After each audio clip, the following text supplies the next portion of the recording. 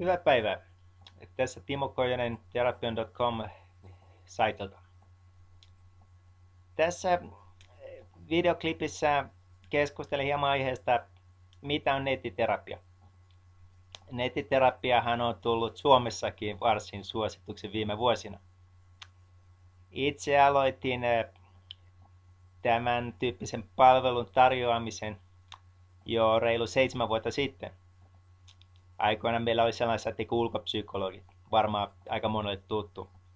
Olimme muun muassa A-studion haastattelussa aikoina, josta voisi kertoa muutamia anekdootteja. Hyvä.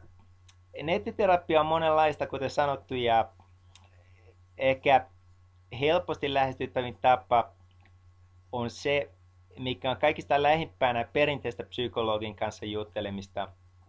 Eli puhutaan siitä, että asiakas netissäkin voi olla tekemisissä ihan oikean ihmisen kanssa, psykologin tai psykoterapeutin kanssa.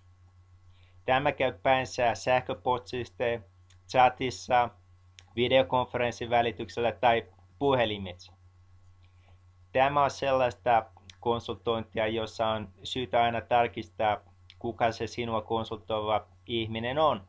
Onko se laillistettu psykologi, onko se laillistettu psykoterapeutti.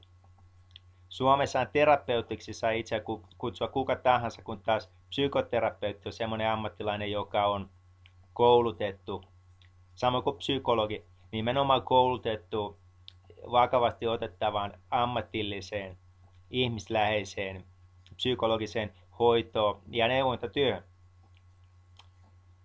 Sitten on olemassa myös sellaista nettiterapiaa, joka on tietokoneavusteista.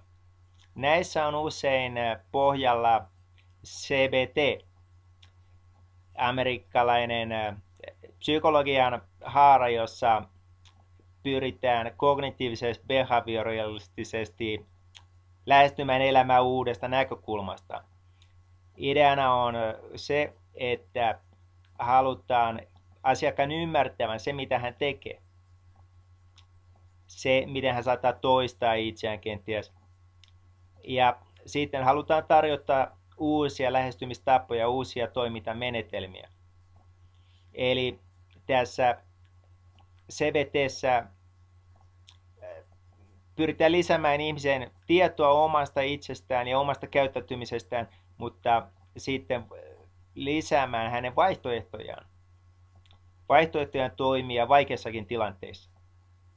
Minkä takia juuri tämä CBT tuli niin suosituksi näissä tietokoneavusteisissa ohjelmissa on se, että se on yksinkertaisesti hirveän helppo ohjelmoida, koska vaikka se näkökulmalta onkin niin selkeä, niin itse voisin hieman kritisoida sitä, sanoa, että se yksinkertaistaa maailmaa. Kaikki on tämmöistä hieman niin kuin halkipoikki pinoon. Jos sä teet noin, niin älä teekään enää noin, vaan teekin toisin. Ja mä sulle sen opetan, että miten sä voit tehdä toisin. Elämä on ikään kuin tämmöinen helppo peli, jossa voin opettaa sulle uusia pelisääntöjä. Mutta ne, jotka on esimerkiksi urheilua harrastaneet tai muita pelejä pelanneet, he tietää, että pelisäännöt ei aina ole niin helposti omaksuttavia, ellei sydän ole mukana.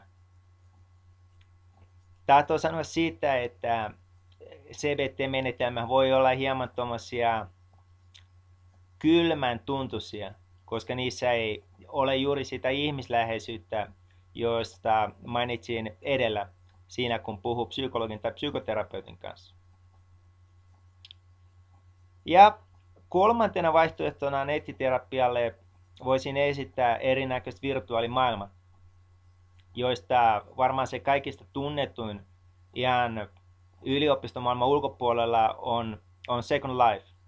Eli on tietty virtuaalitodellisuus, jossa voin toimia muiden virtuaalitoimijoiden kanssa. Eli enää en olekaan siellä itse toimimassa, vaan on tietyn näköinen avatar minua edustamassa. Eli tämän näköistä on nettiterapia. Ja toivotan kaikki kiinnostuneet tervetulleeksi tutustumaan meidän toimintaan terapion.com websiteille, jossa voitte tutustua kunkin psykologin ja psykoterapeutin profiiliin, jotta olette